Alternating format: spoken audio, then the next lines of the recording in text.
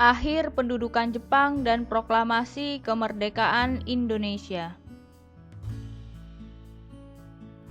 Sekitar tahun 1944, kedudukan Jepang dalam Perang Pasifik sangat terdesak. Pasukan sekutu di bawah pimpinan Jenderal Douglas MacArthur dengan strategi militernya berhasil merebut pulau demi pulau yang dikuasai Jepang. Dalam kondisi terdesak, Jepang mengulangi kembali janjinya memberi kemerdekaan kepada bangsa Indonesia. 7 September 1944, dalam sidang istimewa Parlemen Jepang, Teikoku Gikai, yang ke-85 di Tokyo, Perdana Menteri Kunaiki Koiso mengumumkan sikap pemerintah Jepang. Daerah Hindia Timur atau Indonesia akan diberikan kemerdekaan. 1 Maret 1945, Letnan Jenderal Kumakichi Harada sebagai Panglima Tentara Jepang di Jawa mengumumkan dibentuknya Dokuroshi Jumbi Kosakai atau Badan Penyidik Usaha-Usaha Persiapan Kemerdekaan Indonesia, disingkat BPUPKI. Pengeboman atas kota Hiroshima dan Nagasaki pada 6 dan 9 Agustus 1945 membuat Jepang tidak mempunyai pilihan lain selain menyerah. Pengeboman itu dapat dikatakan sebagai puncak operasi militer sekutu. Hal itu ditambah lagi dengan pengeboman kawasan-kawasan industri strategis di Jepang, termasuk industri galangan kapal. Hancurnya armada-armada dagang membuat pasokan bahan mentah seperti batu bara, besi, besi baja, dan karet, serta minyak bumi dari negara-negara yang didudukinya menjadi terhambat. Jepang termasuk negara dengan sumber daya alam yang sangat terbatas. Untuk memenuhi kebutuhan-kebutuhan industrinya akan minyak bumi dan bahan-bahan mentah, baik untuk kepentingan perang maupun untuk menghidupkan perekonomian negaranya, Jepang tergantung pada negara-negara yang didudukinya di Asia.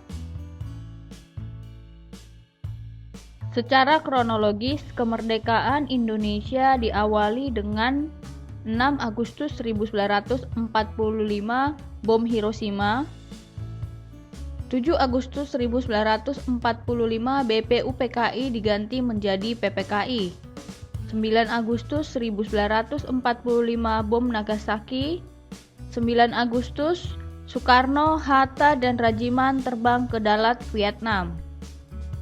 12 Agustus, Soekarno, Hatta, dan Rajiman kembali ke Indonesia dengan janji merdeka. 24 Agustus 1945 dari pemerintah Jepang. 15 Agustus, Jepang menyerah kepada sekutu. 16 Agustus, peristiwa Rengas Dengklok. Dan 17 Agustus 1945, proklamasi kemerdekaan Indonesia. Perbedaan pendapat tentang proklamasi kemerdekaan. Setelah jatuhnya bom di Hiroshima dan Nagasaki, Soekarno, Hatta, dan Rajiman Wedodiningrat, Soekarno dan Hatta selaku pimpinan PPKI dan Rajiman sebagai mantan ketua BPUPKI terbang ke Dalat, Vietnam, markas besar angkatan bersenjata Jepang di Asia Tenggara, atas permintaan Marsekal Terauchi. 10 Agustus 1945, Sultan Syahrir mendengar dari radio British Broadcasting Corporation atau BBC tentang kemungkinan Jepang menyerah kepada sekutu. 12 Agustus 1945, sekembalinya Soekarno, Hatta, dan Rajiman dari Dalat, mengabarkan Jepang akan memberikan kemerdekaan kepada Indonesia pada tanggal 24 Agustus 1945. PPKI bertugas menyelenggarakan pelaksanaan proklamasi tersebut. Rancangan sidang PPKI tanggal 16 Agustus 1945. Tanggal 15 Agustus 1945, Jepang menyerah secara resmi kepada sekutu. Beberapa peristiwa penting yang terjadi pada tanggal 15 Agustus 1945, Sultan Syahrir, Wikana, Darwis, dan Hairul Saleh telah menerima kabar tentang menyerahnya Jepang dan rencana sidang PPKI. Soekarno, Hatta, dan Ahmad Subardjo menuju ke rumah perwakilan Angkatan Laut Jepang di Jakarta, yaitu ke rumah Laksamana Maeda. Soekarno dan Hatta mengumumkan dan mengundang pertemuan PPKI pada 16 Agustus pukul 10 di kantor Sanyo Kaigi, Jalan Pejambon nomor 2, Jakarta. Sultan Syahrir menemui para pemuda di markas pemuda di Menteng Raya dan golongan muda akan memboikot sidang PPKI. Golongan muda dipimpin Hairul Saleh menggelar rapat di ruang laboratorium mikrobiologi di Pegangsaan Timur untuk melaksanakan proklamasi tanpa Jepang. Hasil keputusan rapat yang pertama mendesak Bung Karno dan Bung Hatta agar melepaskan ikatannya dengan Jepang dan harus musyawarah dengan pemuda. Mendesak Bung Karno dan Bung Hatta agar dengan atas nama bangsa Indonesia memproklamasikan kemerdekaan Indonesia malam itu juga atau paling lambat 16 Agustus 1945. Darwis dan Dwikana diutus untuk menyampaikan 2 butir hasil pertemuan itu kepada Bung Karno dan Bung Hatta, namun ditolak oleh Bung Karno dan Bung Hatta. Golongan muda kembali menggelar rapat di Cikini dan memutuskan untuk membawa Soekarno dan Hatta keluar kota, selain untuk menghindar dari pengaruh Jepang juga untuk proklamasi kemerdekaan.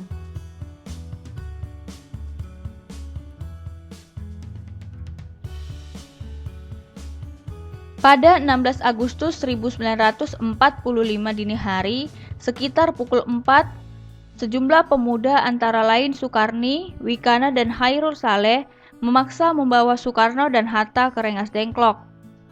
Peristiwa inilah yang kemudian disebut peristiwa Rengas Dengklok. Tanggal 16 Agustus, di Rengas Dengklok, Soekarno dan Hatta kembali didesak golongan pemuda agar segera memproklamasikan kemerdekaan. Golongan muda berusaha meyakinkan Soekarno dan Hatta bahwa Jepang sudah menyerah dan rakyat siap melawan Jepang apapun resikonya. Di Jakarta, Dwikana sebagai perwakilan golongan muda dan Ahmad Subardjo sebagai perwakilan golongan tua, terjadi kesepakatan bahwa proklamasi akan dilaksanakan paling lambat tanggal 17 Agustus 1945.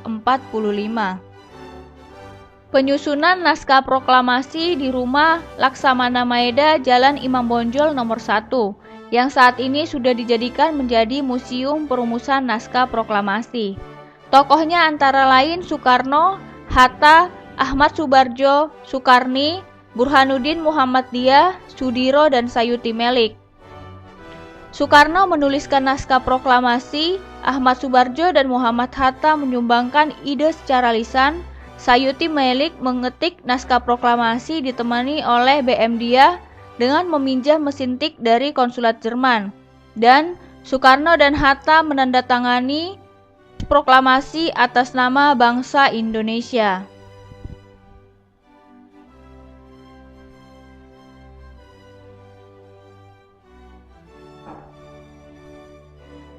Proklamasi Kemerdekaan Indonesia, Jumat 17 Agustus 1945. Tanggung jawab keamanan diserahkan kepada Latif Hendradiningrat, menyiapkan tiang bendera oleh Cudanko Suhut, menjahit bendera merah putih oleh Fatmawati, dan sebelum membaca naskah proklamasi, Soekarno terlebih dahulu menyampaikan pidato pengantar. Proklamasi. Kami, bangsa Indonesia, dengan ini menyatakan kemerdekaan Indonesia. Hal-hal yang mengenai pemindahan kekuasaan dan lain-lain diselenggarakan dengan cara saksama dan dalam tempo yang sesingkat-singkatnya. Jakarta, 17 Agustus 1945,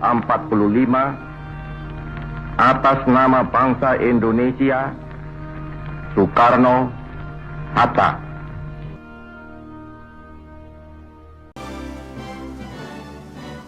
Setelah membaca teks proklamasi, Cundanko Suhud dan Latif Hendradiningrat didaulat mengibarkan bendera merah putih. Pada saat bendera dikibarkan, semua yang hadir secara spontan menyanyikan lagu Indonesia Raya. Kemudian dilanjutkan dengan sambutan Wali Kota Jakarta yang dijabat oleh Suwirjo dan sambutan pimpinan Barisan Pelopor Dr. Muwardi.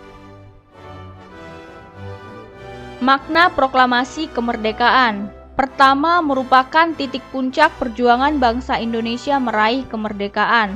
Kedua, Indonesia terlepas dari belenggu penjajah. Dan yang ketiga, lahirnya negara Republik Indonesia. Penyebaran berita proklamasi. Yang pertama melalui kantor berita Domei. 3 penyiarnya Yusuf Ronodipuro, Baktiar Lubis, dan Suprapto. Berita proklamasi disiarkan 3 kali berturut-turut. Sebagai akibatnya, kantor berita Domei disegel dan pegawainya dilarang masuk. Yusuf Ronodipuro membuat pemancar baru di Menteng 31 dengan bantuan Sukarman, Sutamto, Susila Harja, dan Suhandar. Yang kedua, melalui surat kabar, pamflet, poster, dan coretan-coretan di gerbong kereta. Harian Suara Asia di Surabaya merupakan koran pertama yang memuat berita proklamasi. Pemuda yang berjuang melalui pers antara lain BM Dia, Sayuti Melik, dan Sumanang. Selanjutnya utusan daerah yang menghadiri sidang PPKI.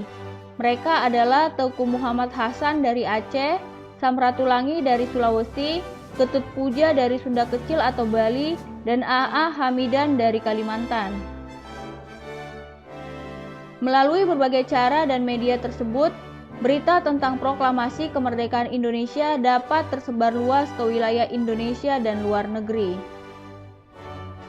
Terima kasih telah menonton video pembelajaran ini. Jangan lupa subscribe. Assalamualaikum warahmatullahi wabarakatuh.